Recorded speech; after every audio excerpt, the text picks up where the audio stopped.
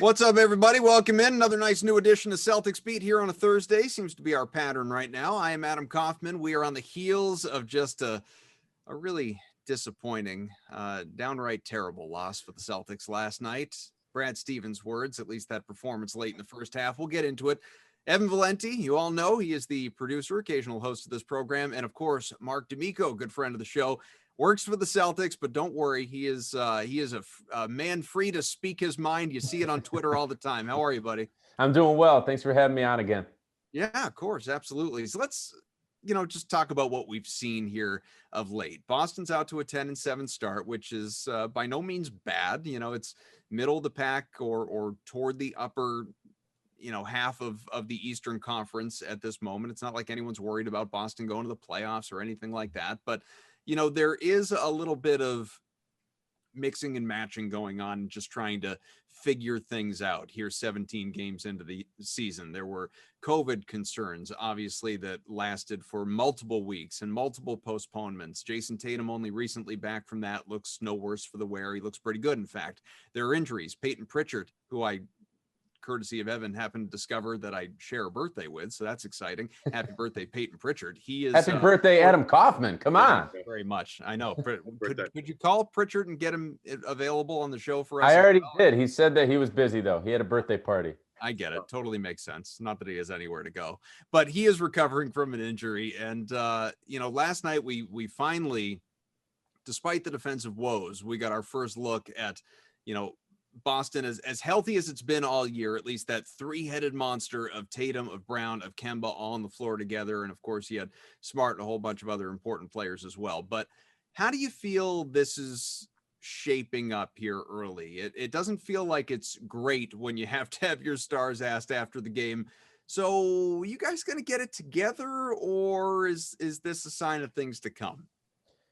Well, I'm the kind of guy who likes to take a step back and take a deep breath. And this isn't like marketing Mark here. This isn't Celtics Mark talking here. This is just, if this was any team in the league, I'd say the exact same thing. If you look around the league, there aren't a lot of teams that are really running away in the standings, right? There's maybe 3 or 4 teams that are really playing great basketball right now. You look at the Eastern Conference, the Celtics were just in second place a couple days ago. They were just in first place less than a week ago. It's not like the team has been struggling all season long. So I am and as you just talked about, injuries, you've had guys missing all season. Last night was the first time that they've actually had their starting 5 together. So I'm not all too worried. Now, if this continues as they stay healthy and they don't win at a higher clip over, the next 4 to 8 weeks, then there's a problem. Then you've got something to talk about. But right now, it's way too early for me to get caught up in this. I actually was very encouraged at how that group played at the start of the game last night. It didn't seem like they were, before the game, Scal and Mike Gorman were talking about they didn't want to see them like force the issue in terms of passing. They didn't want to overpass and say like, oh, I'm unselfish, you take the shot. Oh, no, wait, I'm unselfish too. No, you take the shot. That's happened in the past. That happened last season when you had Hayward in the lineup as well. I didn't see that. I saw the flow of the offense actually operating at a pretty high level. Defensively is a different story. The Celtics have a long way to go with that end, but offensively, I'm not worried about this team at all. I think they've got plenty of shooting. It would be nice if they could add a little bit of shooting to the bench, maybe through the buyout market, maybe through a trade. Who knows what happens? Or if Peyton Pritchard comes back and a couple other guys get their shots flowing. But offensively, I'm not worried. Defensively is where they've got to get on track. And, every team is its own entity. And Brad Stevens says that. I've said that forever. Every game is its own entity. This defensive team is very similar to the team from last year in terms of the players that are involved, but it's not operating at the same level. So that's the side of the ball where they've got to figure things out moving forward if they want to get to where they want to get to. Does that alarm you though? I mean, I know I'm not going to make a big deal out of a 29-6 run because that is such an anomaly. Runs happen all the time. And the Celtics did it right after that. Right. Right? Yeah. They went on whatever. It happens in basketball or something like that. Yeah. But that's insane. So we get that. But obviously Brad was really upset with the defense, rightfully so. Players were asked about it. Tatum, Brown, they weren't happy. Again, you expect that. But with what we've seen really over the course of much of this season, defense has been an issue. And this is, going back to Brad's entire tenure in Boston. Defense is the calling card. Defense is the identity. At least that is the intention. Does it always unfold that way? like you said, every team's a little bit different, talent's a little bit different. But when you have so many elite defenders, elite level defenders on this team, Brown, Smart, Tatum has really come into his own, among others, does it surprise you that some of the woes that, have been there this season are there, or do you attribute it more to the, mixing and matching in terms of just the roster construction based on health and the like? I attribute it less to that and more to the abbreviated preseason. And I mean, you look at the lineup that Brad Stevens has had on the court, really for the first 3 to 4 weeks of the season, that double big lineup with Tristan Thompson starting. Tristan Thompson didn't have a training camp with a brand new team learning how to integrate himself and play with these guys. It didn't happen. So, I mean, I tweeted before the season started, look, I don't expect the Celtics to come out of the gates rolling at both ends of the court and winning a ton of games. Like, I expected them to be maybe a little bit above 500, basically like where they are right now.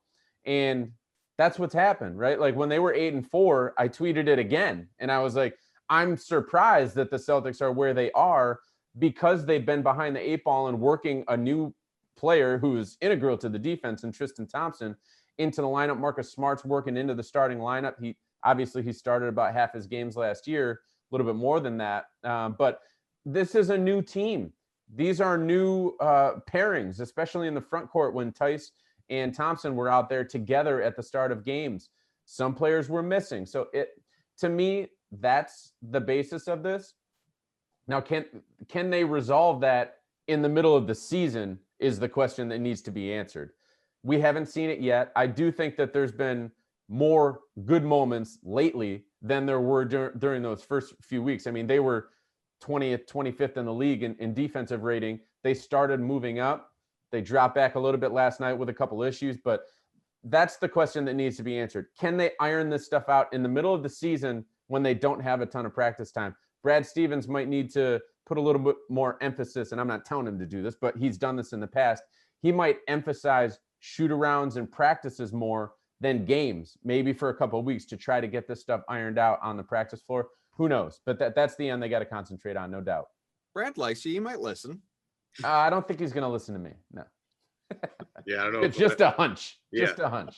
Brad's been doing well, not listening to any of us for his entire tenure as Celtics coach. No question. I think he's doing all right. I'm going to let Brad take the reins on this one in terms of figuring stuff out. But this is Mark's right. What's been nice is offensively, it looks like this team is going to be a real threat. You look at how Kemba's looked in the short time he's been back, and I'm not going to sit here and say he's looked better than ever because hasn't been here that long. And early Kemba returns last season were tremendous. He looks very good, very healthy. That knee looks great. Healthy is the word you got to say, right? Like he looks healthy making his moves. And I don't think any of us are going to question if he's going to be able to find his rhythm shooting the ball, right? Like He's been doing it for way too long to think that's not going to happen. Yeah. And what's the bigger issue, and it's not really an issue, it's just, again, ironing things out, kind of getting back to this theme of ironing things out. Defensively, they need a lot of work, and we all know that. But also offensively, they're doing pretty well on the offensive side of the ball, even though guys are sort of in different roles this year. And I've kind of made this point for the past month about how, the way this team is now offensively structured is new to everybody, right? Jaylen has ascended to this whole new status of like, is he a 1A? Is he a 1B? But he's a 1 something or a high end 2 in terms of the pecking order in your offense. Yeah, right now he's all NBA. Yeah. I mean, he really is. So he's some of the stuff. And I mean, last night you saw the pass that he attacks baseline on the right side and the wraparound pass to Grant Williams in the corner. I mean, where the hell has that been? I mean, that's how about the dish to Daniel Tice in the final 40 seconds to tie the game up? Exactly. I mean, that's the stuff that the next level stuff that we're seeing on Jaylen Brown has just been tremendous. And Jayson Tatum, I mean, he had a skip pass. I think it was it to Neesmith in the right corner the other night? The one-handed, it's Javante. It was Javante in the corner. It was like, okay, the C's are going to start doing this, and Tatum and Brown are going to start doing this kind of stuff. It changes what this team looks like because it's not just Kemba Walker handling the ball at the point of attack. It's not just Marcus Smart handling the ball at the point. It's now getting Jaylen and Jayson integrated in that particular part of it, and then running guys off that. Like, you imagine what this offense, Mark, might look like if you have Jaylen and Jayson, operating the ball and Kemba's like flying around off screens, off ball somewhere. I mean, this is going to be really interesting. So to back up what Marcus said, offensively even, this team isn't what it's going to be yet. And they're pretty successful already right now, considering they've been banged up, variously throughout the season. Kemba's not playing back-to-backs. He's not playing his full minutes load yet. Tatum just got back from COVID. They just got Rob Williams back. Pritchard, who's been just tremendous, is sidelined for a couple of weeks. This team is still figuring out who it wants to be, what it needs to be. And we haven't even talked about Romeo Langford yet, who hasn't even seen the floor. So he's going to help defensively when he comes back. That kid can defend right now. I don't think he's going to really move the needle offensively. He can score. We all know that, seeing him in his days at Indiana and then early on in his season, in his career with the Celtics. He can score a little bit, slash into the basket and whatnot. And that's where he's going to be valuable offensively, is off the ball. But defensively is where he can move the needle. And the thing I want to say, Evan, about the offense is that this offense is going to be different than what we have seen from the Celtics in years past, right? Like, Brad Stevens has always been about, and not to say that pace is not important, but he's always been about multiple dribble handoffs. You've got to get misdirection within the defense, run them through multiple screens. Well, now they have 2, and really 3, if you count Kemba when he really gets back to hit the full swing of things. You have 3 elite playmakers with the ball in their hands. I think we're going to see a lot more pick and roll and a lot more isolation. We've seen that early on in the season. And some people out there, be it broadcasters or writers, whatever, fans, some people have had concerns with that. Name names, Mark. I'm not going to name names. I'm not going to name names, but I don't think that's a problem, right? Like, it's not what you're used to with the Celtics, but I don't think it's a problem, because great teams run through their great players. You don't see LeBron James and Anthony Davis sharing the ball and scoring 15 to 20 points a game. That doesn't happen. The offense runs through them. A lot of it is isolation, and they let those guys make plays doing what they do best. Jayson Tatum, Kemba Walker, and now Jaylen Brown are great at making plays in isolation right now. So I don't think it's a problem. I think they're going to be fine. I do think, though, that they're going to need to be able to revert to that ball movement if and when the offense gets a little stale within a game, right? They can be isolation heavy or pick and roll heavy, but they've got to be able to, if that doesn't work, they've got to be able to function with that ball movement and mentality that Brad Stevens has run over the previous seasons, just to get themselves out of a dry funk, which hasn't happened too often this season, but it's going to happen from time to time. Building on what you're both talking about, and I'm not saying the Celtics won't get there, don't have time to get there, can't get there, any of that. I'm sure they will and can and should and blah, blah, blah. But with regard to Kemba, as Evan noted, he's not playing back-to-backs all season. He's nowhere near even playing 35 minutes a game, let alone, going up and over that. And he's not going to hit 30. Brad said yesterday he's not going to hit 30 for another few weeks. Right. So it's going to be a while, obviously. And that's if everything stays on schedule. Do you worry about them getting to where they want to be sooner than later, or all of that being elongated, just the process of it, because it's going to take time to ramp up isn't the right word, but put Kemba, with regard to a lack of restrictions, where you want him to be? I would be worried if Jaylen Brown didn't look like Jaylen Brown looks right now. Right? Like, if Jaylen Brown was the Jaylen Brown from 2 years ago or even last year, and, to his defense, he has made it clear this season, he's like, I've been able to do this stuff. I haven't been asked to do this stuff. I'm just asked to do it this year. So in his defense, maybe it was in his bag last season, but we're finally seeing it. If he was playing with the same, the same type of play on a nightly basis as last season, I would have some concerns, because you need to have that second and third banana. And if Kemba wasn't going to be there until, let's say, April or something along those lines, late March, whatever, then you've got a problem. But I don't really see it as an issue. I think he's going to hover around 30 minutes, and that's not too far off of what he probably would average anyway. He would probably average 32, maybe 33. So if he's at 28 or 29, maybe 30 on a nightly basis, that's not that big of a deal, right? That's not that big of a difference. Now, if the Celtics go into an overtime or double overtime game, he's already used up. Okay, then you've got to ride Jaylen and Jayson to the final buzzer. But I don't think it's that big of a problem. Again, defense is what they need to figure out. Kemba Walker is not a defensive cog for them, right? So he's an offensive guy. They've got to figure out the defense and most importantly, the interior of that defense. And that is going to rely heavily upon the big guys, Tice, Thompson, and Rob Williams. With Jaylen. And Grant Williams. With Jaylen, and I'm paraphrasing, well, maybe I'm quoting it directly, but I don't remember. So I'm paraphrasing something that our guy, Jared Weiss, another friend of the program, tweeted out the other day, which I just thought was kind of funny and also true, which was, boy, Jaylen Brown has been shooting unsustainably well for a sustainable amount of time. He is now at this point in time, as we sit here, 52% from the field, 44% from 3-point range, and 77% from the free throw line, which should not be ignored with regard to Jaylen Brown, and obviously where he was once upon a time. He's shooting very well. Going off of what you were just saying with, him saying that this has always, been something he could do but wasn't asked to do. I think it's interesting, especially listening to some of these post-game Zoom conferences, because anyone can dial into these, people that wouldn't ordinarily be at games. Case in point, last night you had Rachel Nichols, who of course, prominent NBA reporter, host, who was in this post-game Zoom and asking Jaylen about these very things. Why basically did we not see this last year? And he sort of said what you just said, although, while respectfully, he's gotten, because he's been asked about this now multiple times in recent weeks. He's just because of how well he's playing, and he's gotten a little defensive about it, which you can understand because, now it went from almost seeming like a compliment to now he's sort of offended by it that, were you guys not taking me seriously? I mean, what is happening right now? And so he is, he had said last night, I there was no off season. I didn't even touch a ball for a month. Like, I didn't work on anything, so to speak. I'm doing what I did last year, plus having more of an opportunity. So I'm doing more of it, where I will take a gripe with that. And I defer to you because you dive more into tape than I do with regard to all this stuff, and often sit down with these players going over it, at least pre-pandemic. Mm-hmm.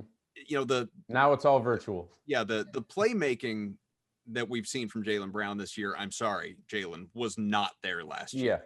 That was not there. And I don't want to, it would be crass for me to say the ability wasn't there, because that just seems ridiculous.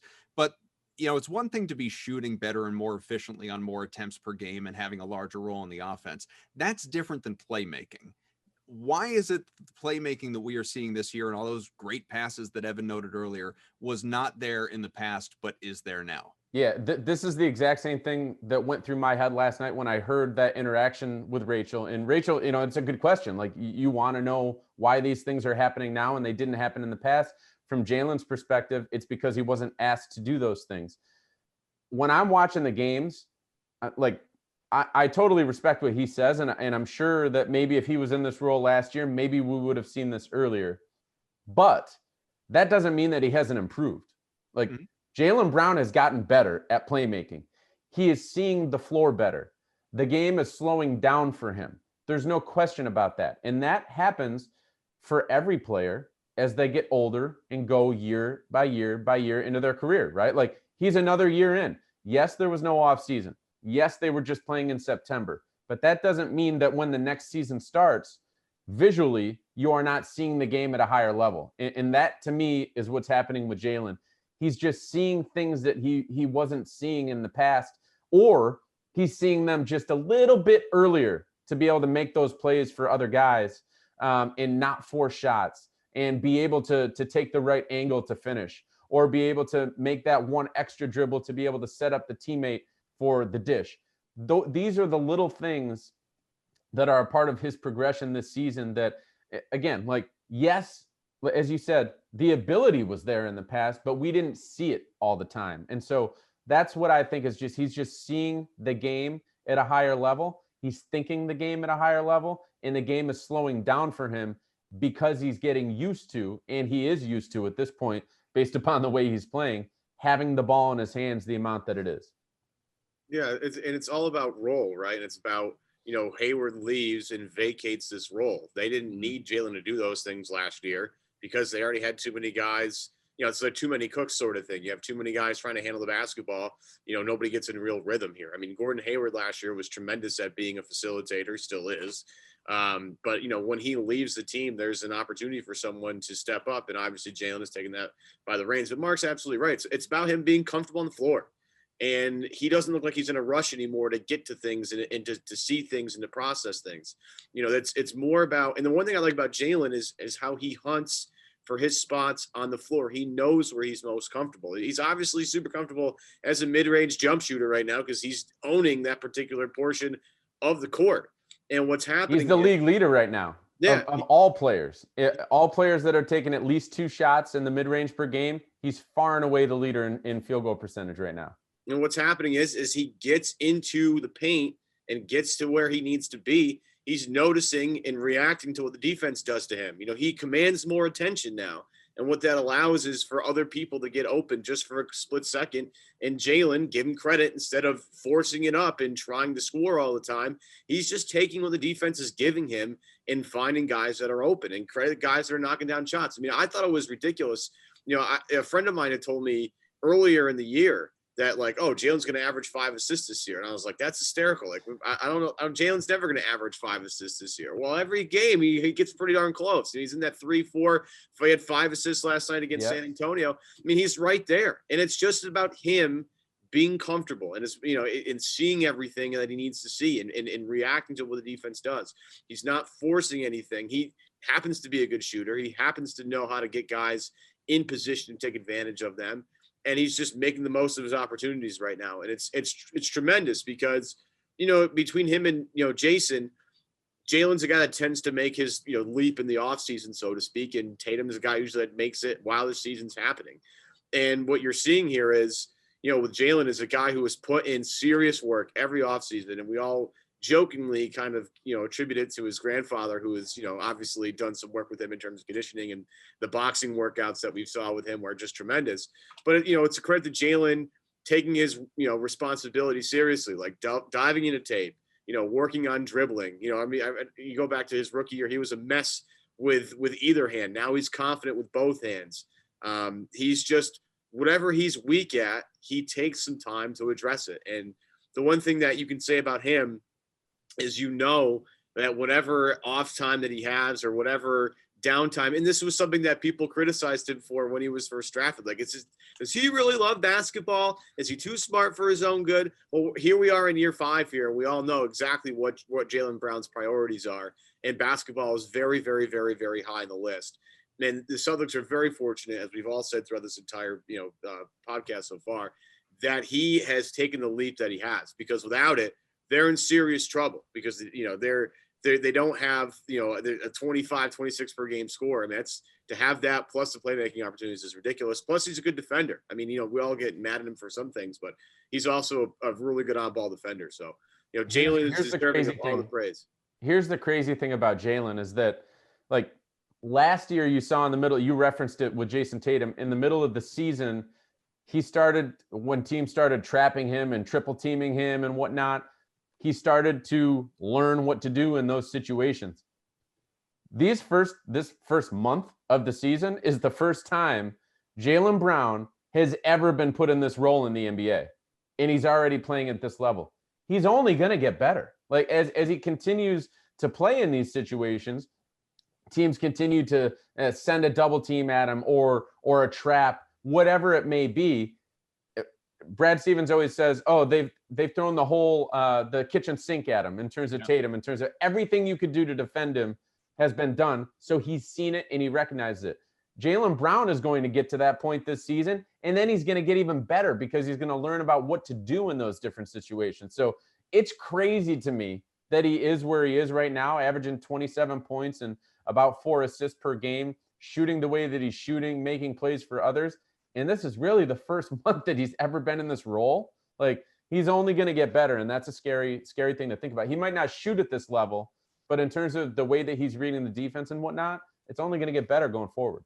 Tatum and Brown, you know, as you guys well know, but for anyone that doesn't, there's a lot of conversation surrounding the All-Star game in the NBA right now. And One, whether all-stars are going to be named. It seems like that is an inevitability, which, by the way, it should. Of course, these guys deserve that recognition. There's a debate as to whether it's going to be deemed safe enough to play the game, play an exhibition, which to me is irresponsible on the part of the NBA if they actually played this game. I think it's ridiculous. I think you're asking for a COVID outbreak, not just in one locker room, but several. But to recognize all-stars, which Tatum and Brown surely both will be and deserve to be, I'm all for that. Here's my question for you, Mark. Somebody posed this to me the other day. I hadn't really thought about it, but I liked the question. I thought it's a good one to bring to this show. He said, where would you rank Brown and Tatum in terms of NBA duos if you are starting a franchise tomorrow? And for me, they might be number one. They really, even without any bias, they might be number one. Here's why.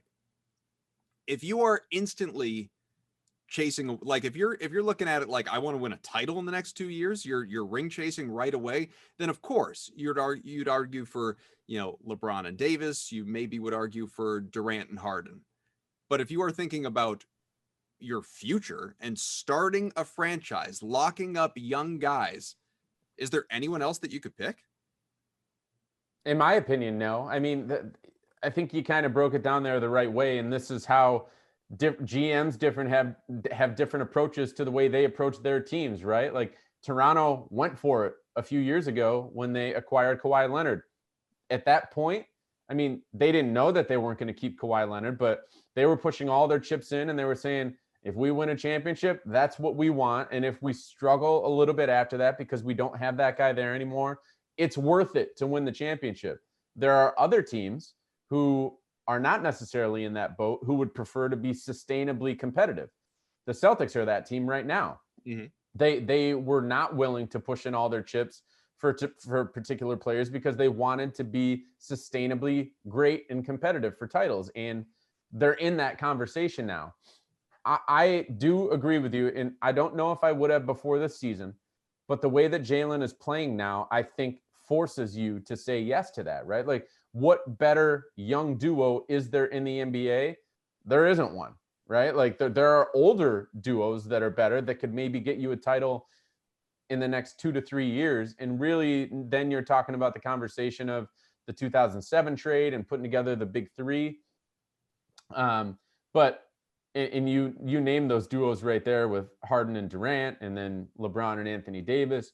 Maybe you throw Kawhi and Paul George in there just because of where Kawhi has been. And you got to credit Paul George. He's bounced back this season. He's having a great year so far.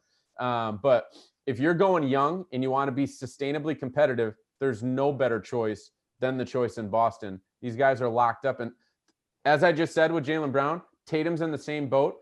These guys are only going to get better. Like they are not in their prime yet. They're only in the infancy stages of their career. Jaylen Brown's maybe a third of the way through his career.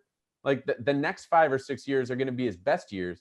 Jayson Tatum's got another 3 or 4 years until he gets to that point. So they're only going to get better. The Celtics are only going to get better because of that. It's just a matter of, do they get them over the hump?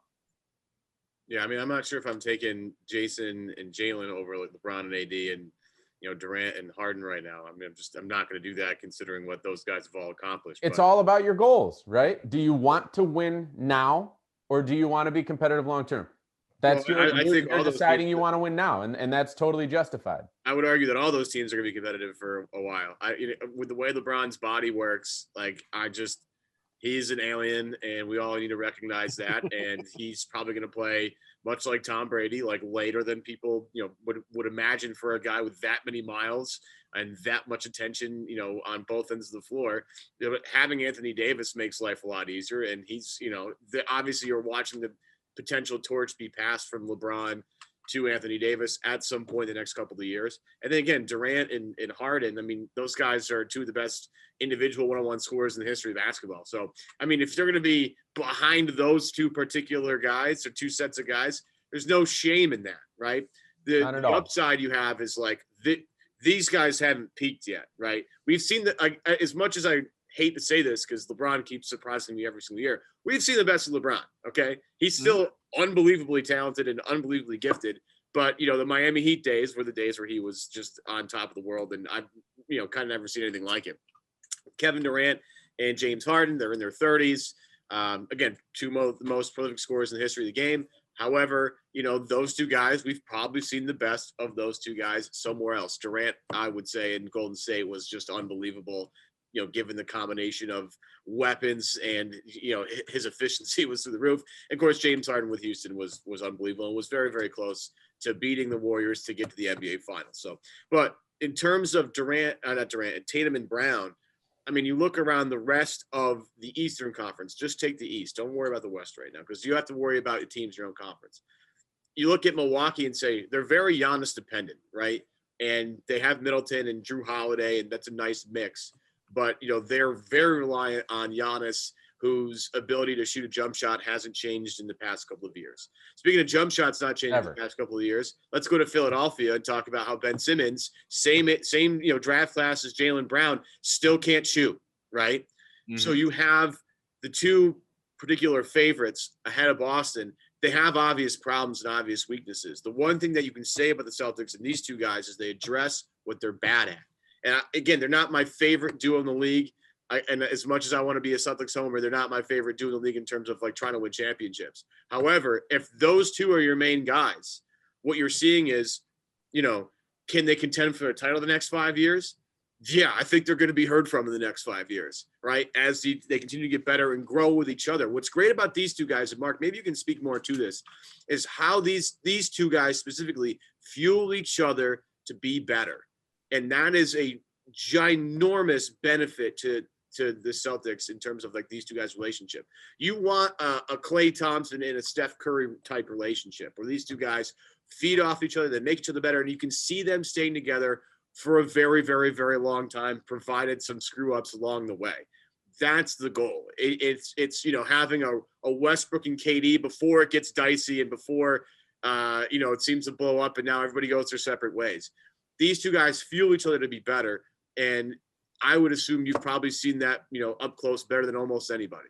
Yeah, and they're both really good guys that like each other and celebrate each other's success. And I don't think it's like an act. I think sometimes in the NBA and in other sports, there's a little bit of an act, and maybe someone's jealous actually behind closed doors when they're publicly saying that they're celebrating someone's success.